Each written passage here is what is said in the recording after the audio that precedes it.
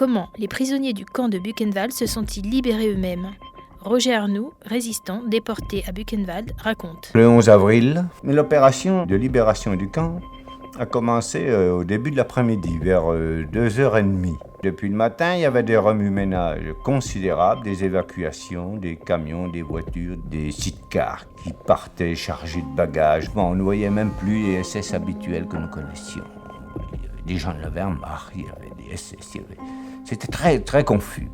On entendait au loin le canon qui tonnait, on entendait même des mitrailleuses crépiter, on se doutait bien que le front n'était pas très très loin. Dans les caves des casernes SS, on a trouvé des stocks d'armes énormes. 28 fusils et des munitions à conséquence, une mitrailleuse avec ses munitions, une caisse de grenades, des choses comme ça. Des bazookas même, je crois. Furent engagés environ 700 à 800 hommes. On a monté en rampant le long des blocs jusqu'aux dernières baraques possibles. Mais arrivé à une quarantaine de mètres de la porte du camp, il n'y avait plus que la place d'appel, il n'y avait plus rien. Il a fallu faire un bond avec toutes les forces qu'on pouvait encore assembler pour prendre la porte du camp, ce qui fut fait.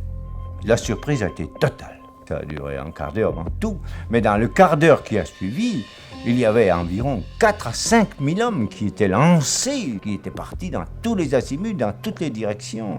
Il y a eu environ 400 prisonniers.